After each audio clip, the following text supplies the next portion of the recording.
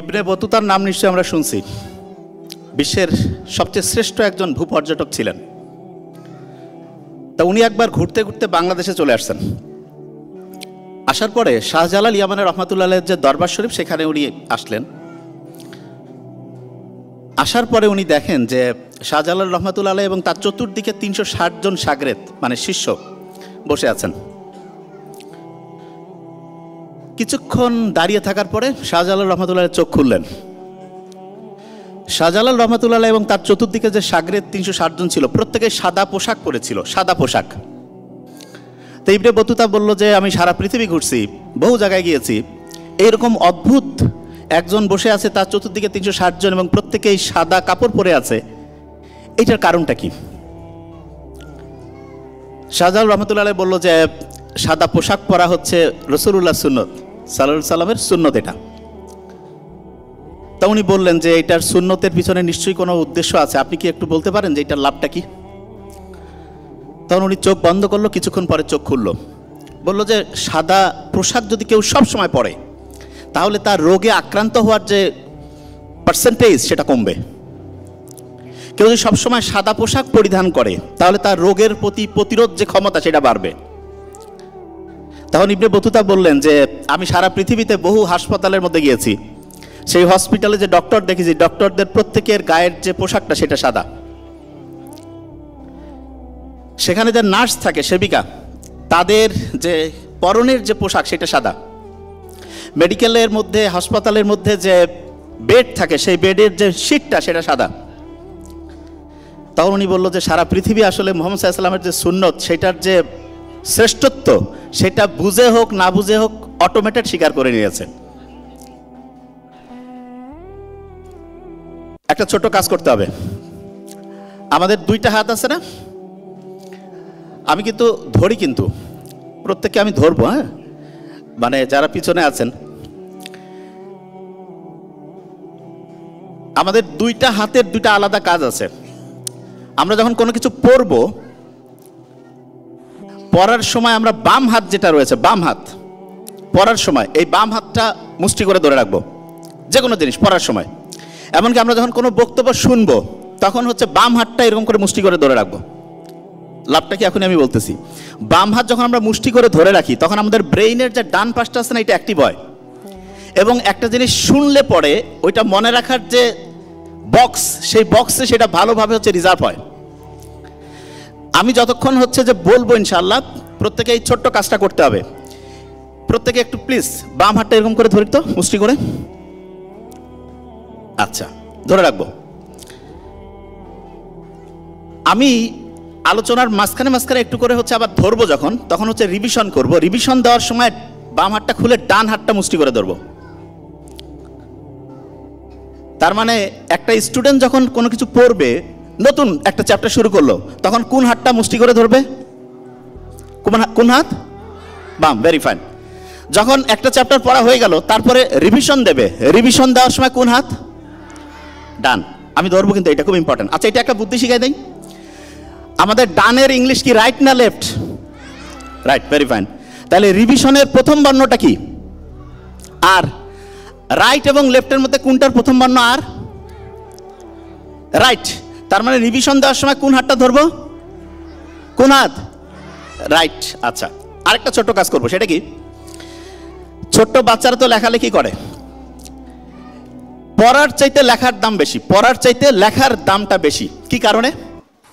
আমরা যখন কোনো কিছু লিখি তখন ব্রেইনের একটা সিস্টেম আছে যার নাম হচ্ছে রেটিকুলার অ্যাক্টিভেটিং সিস্টেম। এটা অন হয়ে যায়।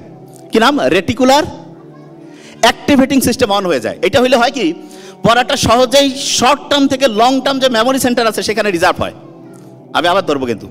আচ্ছা, আমরা যখন রিভিশন দিব, কোন হাতটা মুষ্টি করে ধরবো? রিভিশন। ও ভেরি নাইস। কোন হাত? রাইট। যখন আমরা কোনো নতুন পড়া পড়বো তখন কোন হাত? হ্যাঁ, বাম হাত। Very fine. আচ্ছা, এবার একটা জিনিস বলি। আমরা যখন কোনো কিছু লিখবো, লেখার সময় আর দিয়ে নাম রেটিকুলার অ্যাক্টিভেটিং সিস্টেম, এটা অন হয়ে যায়। রেটিকুলার অ্যাক্টিভেটিং সিস্টেম কি হয়ে যায়? অন হয়ে যায়। লেখার সময় এখন থেকে প্রত্যেক স্টুডেন্টকে বলবো, অনেকেই বলে যে আমি লিখি, খেয়াল থাকে না। লেখার সময় একটা বিশেষ কালার আছে, যেই রং দিয়ে যদি কেউ লেখে তাহলে তার পড়াটা সহজেই রিজার্ভ হবে। সেই রং হচ্ছে নীল রং। কোন রং? কোন রং? যে কোনো শিক্ষার্থী যা কিছু লিখবে জীবনে, সারা জীবন, সারাটা জীবন সে চেষ্টা করবে নীল কালার দিয়ে লিখতে। কোন কালার? নীল কালার। কোম্পানির যে কলম আছে বিক্রি বেড়ে যাবে যে নীল কালার। আচ্ছা, কি কারণে? অনেকের মাথায় প্রশ্ন আসতে পারে যে এটা কারণটা কি। আমাদের ব্রেইনের মধ্যে রঙের প্রতি পছন্দ অপছন্দের সেন্টার আছে। আমাদের যে ব্রেইনটা আছে সে পছন্দ করে নীল রঙকে। কোন রঙকে? নীল রং। তাহলে আমি যখন একটা পড়া লিখবো তখন কোন কালার দিয়ে লিখবো? নীল কালার দিয়ে। নীল কালার দিয়ে যদি লিখি পড়াটা কি সহজে ব্রেইনে রিজার্ভ হবে না হারায় যাবে?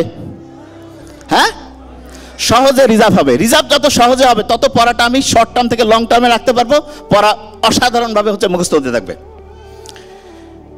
আমাদের ব্রেইনটা, এই যে ব্রেইনের মধ্যে একটা কিন্তু ব্রেক আছে, ব্রেক। আমরা যেমন গাড়ি চালাই, গাড়ির মধ্যে ব্রেক আছে না? ব্রেইনের মধ্যে ব্রেক আছে। এবং এই ব্রেইনের ব্রেকের একটা স্পেশাল নাম আছে, নামটা হচ্ছে প্রিফ্রন্টাল কর্টেক্স। কি নাম? আচ্ছা, একটু নামটা বোধহয় কঠিন হয়ে গেল, সহজ করে বলি। প্রিফ্রন্টাল, আচ্ছা সহজ করে বলি, ফ্রন্টাল কর্টেক্স। কি নাম? একটু কঠিন হয়ে গেছে ছোট বাচ্চাদের জন্য। তার মানে সামনের দিকে একটা, ধরা যাক যে একটা বক্স আছে, সেটা হচ্ছে মাথার ব্রেইনের ব্রেক। বেশিরভাগ জন যে দেখা যায় ছোট্ট বাচ্চারা যে আছে তাদের ব্রেইনের যে ব্রেকটা সেটা নষ্ট হয়ে গেছে। যে ভাই এটা কি বলেন? হ্যাঁ,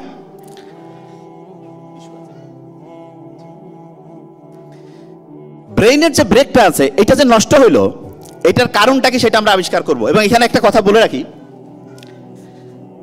আমি যত জায়গায় বক্তব্য দিতে গিয়েছি আজকে আমার ভালো লাগতেছে এই কারণে যে এমন একটা প্রতিষ্ঠানে আসছি যে প্রতিষ্ঠানের বাবা যেই রকম সফল, সন্তান ওনার সাফল্যকে ছাড়াই যাবে। শায়েখ আব্দুর রাজ্জাক, ওনাকে তো আমি, উনি তো আমাকে চেনার কথা না, ওনাকে আমি অনেকদিন থেকেই ছোটবেলা থেকে দেখতাম। এবং উনি যে কতটা সফল সেটার নিদর্শন হচ্ছে আব্দুল্লাহ। একজন বাবা আসলে কতটা হচ্ছে ভালোভাবে সন্তানকে মানুষ করছে সেটার নিদর্শন কিন্তু সন্তানের ক্যারেক্টার, সন্তানের বড় হওয়া দেখলে আমরা বুঝতে পারি।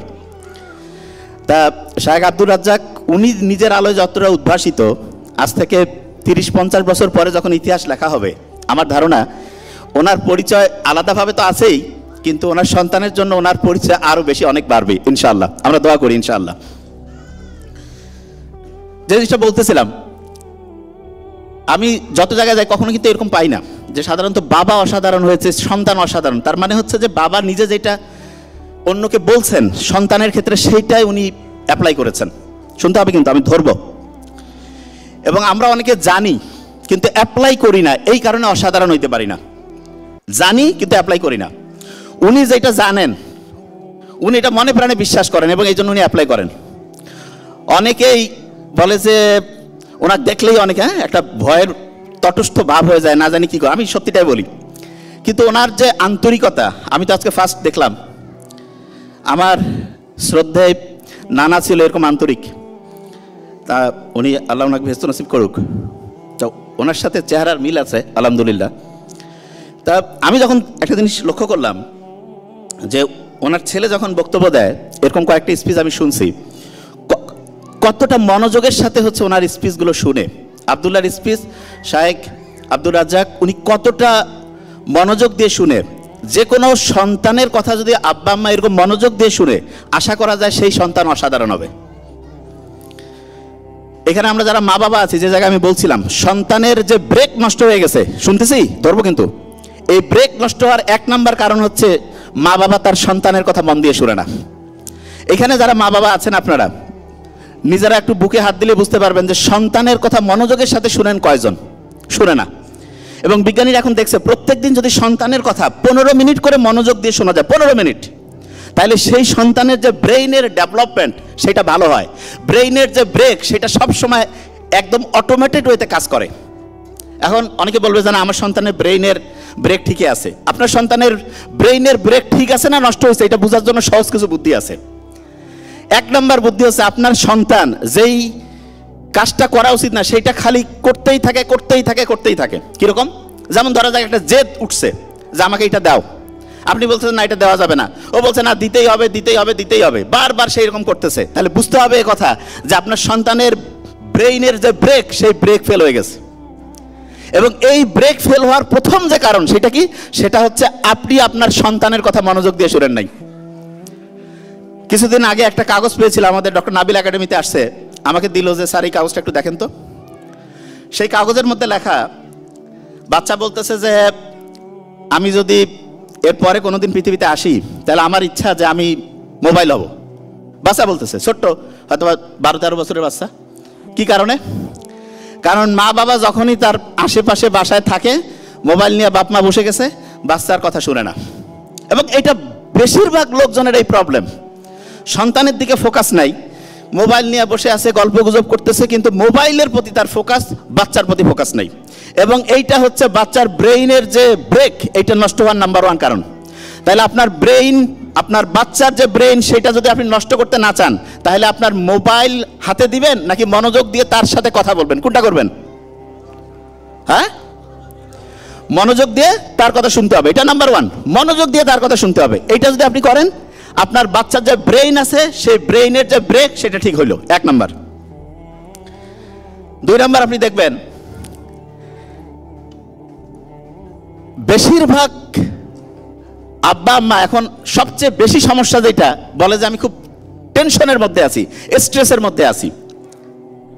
আপনি শুনলে অবাক হবেন, একটা সন্তান যখন মায়ের গর্ভে আসে, সবচেয়ে গুরুত্বপূর্ণ হচ্ছে প্রথম 3 মাস, ফার্স্ট 3টা মাস সবচেয়ে গুরুত্বপূর্ণ।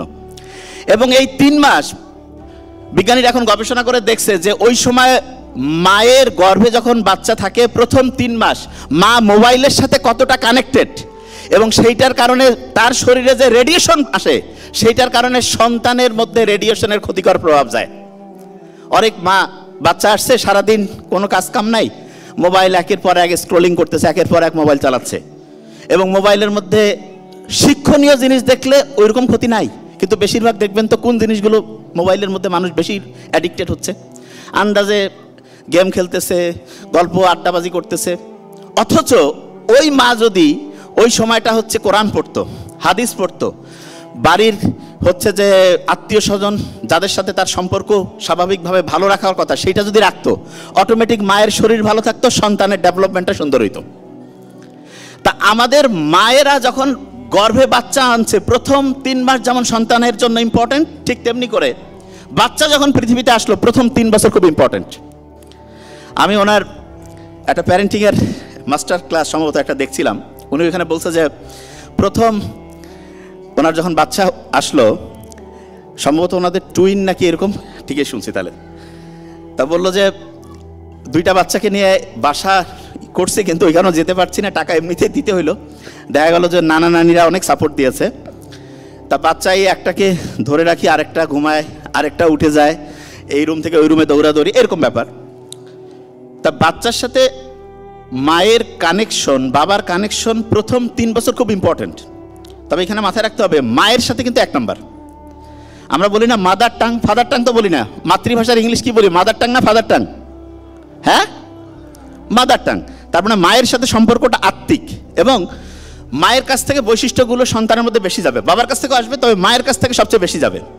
এই জন্য বাচ্চার প্রথম 3 বছর তার সাথে সবসময় কানেক্টেড থাকতে হবে, এবং তখন দেখা যাবে যে বাচ্চার যে ব্রেইনের যে ডেভেলপমেন্টটা, সেটা অসাধারণ হবে। যে জায়গায় আমি ছিলাম, ব্রেইন একটা ব্রেক আছে, তাইলে এই ব্রেকটা নষ্ট হয় মন দিয়ে যদি মা বাবার সাথে সন্তানের এই যে কথাবার্তাটা না হয়, তখন ব্রেইনটা নষ্ট হয়ে যায়। দ্বিতীয় আরেকটা জিনিস আছে, যেটা শুনলে একটু অবাক হব, ব্রেইনের জন্য সবচেয়ে দরকার হচ্ছে ন্যাচারাল, প্রাকৃতিক যে আলো আছে, এটা সবচেয়ে দরকার। এটা একটু মন দিয়ে শুনতে হবে।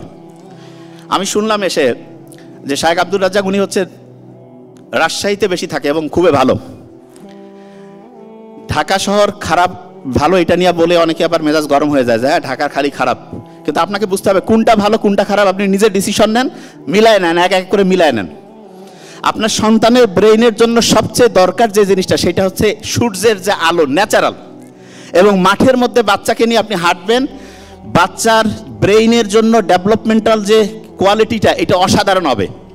এখন আপনি চিন্তা করেন, মুরগি দেখছেন না, মুরগির মধ্যে একটা আছে না ব্রয়লার মুরগি, আচ্ছা, ব্রয়লার মুরগি যে সূর্যের আলোর নিচে থাকে না লাইটের আলোর নিচে থাকে?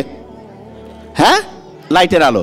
আচ্ছা, আমাদের এই যে ঢাকা শহরে যে ফ্ল্যাট বাড়িগুলো আছে, এগুলোতে সূর্যের আলো বেশি আসে নাকি এই যে ন্যাচারাল আলোর চাইতে এই যে আর্টিফিশিয়াল যে লাইট, কোনটা বেশি আছে? লাইটের আলো বেশি নাকি সূর্যের আলো বেশি? আমাদের যে এই যে ফ্ল্যাটগুলো কি সূর্যের আলো বেশি ঢুকে নাকি লাইটের, মানে এই যে এমনিতে যে ইলেকট্রিক বাল্ব, কোনটা বেশি? এই যে ইলেকট্রিক যে বাল্ব সেটা ঢুকে।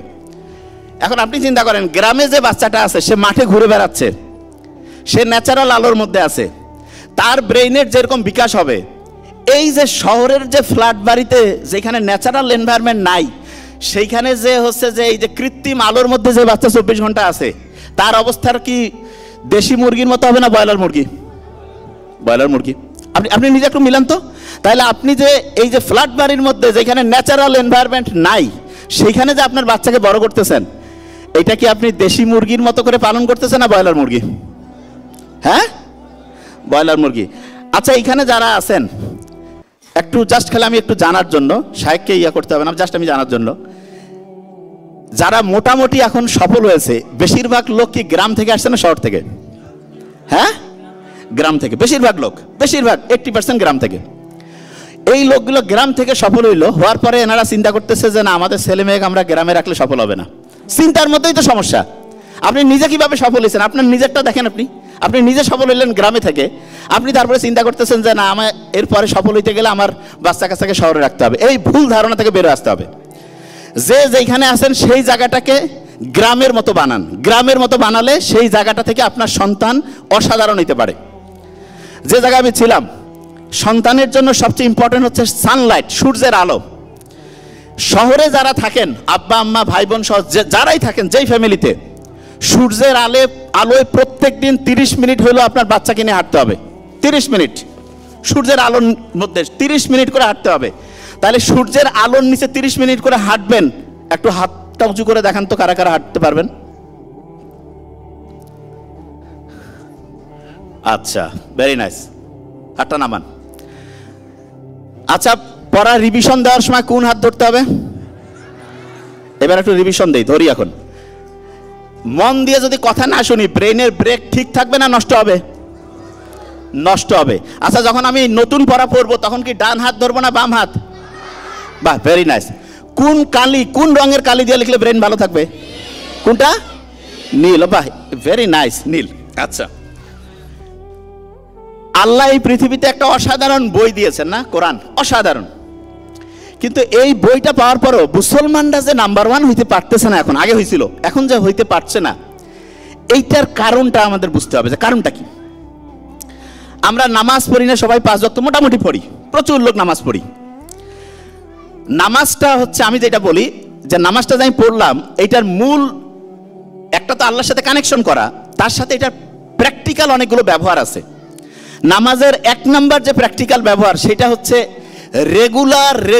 রেগুলারিটির সাথে একটা কাজ করা, ডিসিপ্লিন হওয়া। আচ্ছা, আমরা একদম ঠিক সময় ঘুম থেকে উঠি, এরকম কারা কারা আছি? হাত উঠাই তো। ঠিক সময় মানে দৈনিক একই টাইমে? আচ্ছা, ভেরি ফাইন, হাঁটা না ভাই। নামাজ যদি আমি প্রত্যেক দিন একই সময়ে যে পড়ি, ওইরকম প্রত্যেকটা কাজ যদি আমি রুটিন করে একই সময় করি, তাইলে আমি ওই কাজটার মধ্যে 1 নম্বর হইতে পারবো। যদি আমি রেগুলার করি, তাহলে আমি নামাজ পড়লাম রেগুলার, কিন্তু আমি একটা কাজ রেগুলারিটি মেনটেন করতে পারলাম না, তাহলে নামাজের যে উদ্দেশ্য সেটা কি থাকলো? নামাজের উদ্দেশ্য থাকলো? আচ্ছা, একটা ঘটনা বলি, তাহলে বুঝতে পারবে।